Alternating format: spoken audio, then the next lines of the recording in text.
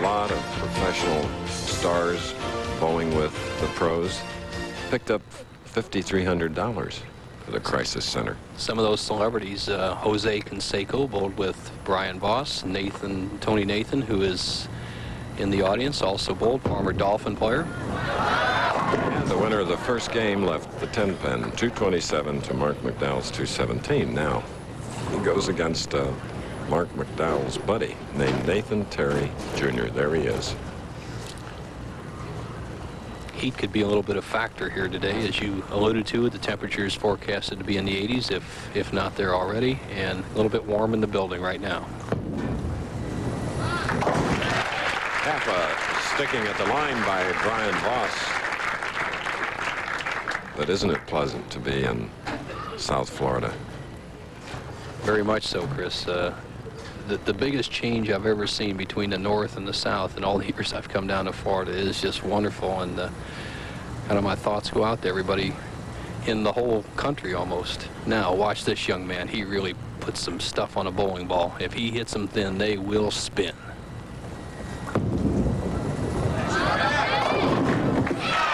Just like that. Just like that. Interesting replay of a profile. Young power player has watched the Pro Bowlers Tour, 5-step delivery. He delays the ball in his swing. Right here, he starts cocking that wrist underneath the ball, drives in the pivot step, and just unloads with his wrist. And obviously, those 3-pound, 8-ounce pins had no chance with that much power. He's sporadic, though, Chris. He charged with 270 games to make the top 5, and yet he had a 130 and a 140 in the tournament. So anything can happen. This is his first appearance on television. Look at his position on the approach. How can anybody be so far to the left of center on the approach, Bo? Well, I'll tell you, you go back to names way back. We were talking about the old-timers like Andy Verapapa, Buddy Bomar, Ned Day. A name that always stood out was Stan Slominski. Not many people have ever heard of him, but he used to throw the ball like that. Tremendous power ball is now in fashion today, but by and large, follow this style right here. Often like the shortest distance between 2 points is a straight line, but that one a little offline, and it's the 3-6-9-10 for the winner of the first game, Brian Voss. And watch how he attacks these 3-6-9-10. He's going to go across lane, and he has to really be sharp to make sure his ball carries out that back 9-pin. A lot of the pros like to shoot it down the right-hand side. Just does cover them. 2 spares for Voss. He trails by 14. Dave Ferraro, who will meet the winner of this game, is warming up off to our right. And, of course, our tournament leader is gregarious Randy Peterson. This is the cover boy.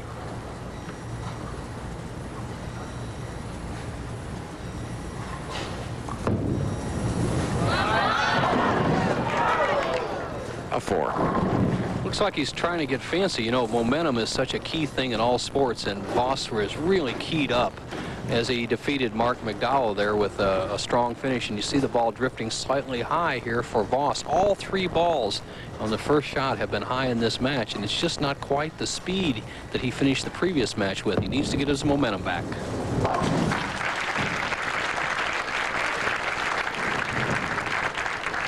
Third spare for Voss. Now, in the third frame with a double up, here is the leader after the 4th and 5th rounds of the Budweiser Classic, 175-pound Nathan Terry Jr.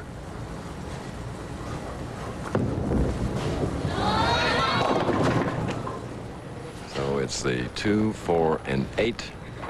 With that big strike ball that he rolls down there, it's so important that he gets a little bit easy spares to shoot at. His ball sends very wide. He leaves the 2, 4, and 8, not such an easy spare. And this young man kind of reminds me of Wayne Webb. When Wayne Webb came up, Wayne had that tremendous strike ball, but it really struggled with spares. Let's see how Nathan does in this shot. Earlier we asked Nathan Terry how he got his experience to bowl out here on the Pro Tour. Well, I received a scholarship at West Texas State University, and we traveled across the country and competed, and It gave me the experience I needed to compete here out on tour. Okay, a lot of collegiate bowlers now. It's a great sport. Over 100 colleges and universities. They have tremendous tournaments, team and individual competition. And a lot of scholarships available. All right. Strike in the fourth frame. Nathan Terry Jr. putting the pressure on the winner of the first game.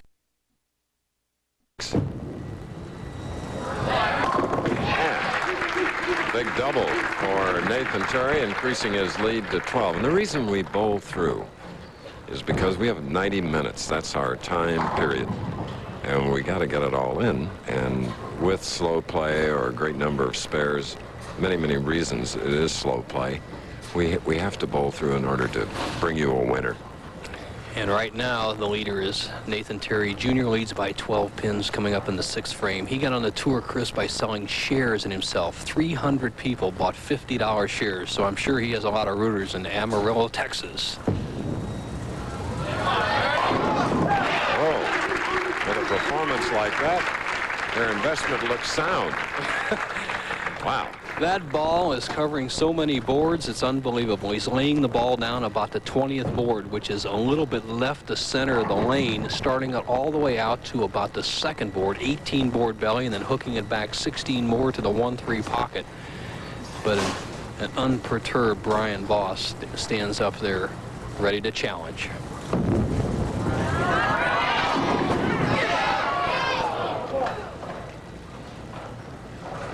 He had that double working. He really wanted the third.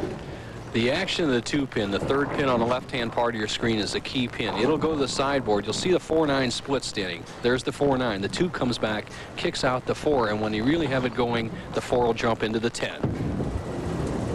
Oh, man, today demonstrating how to shoot single pin spares. By the way, Bo, you're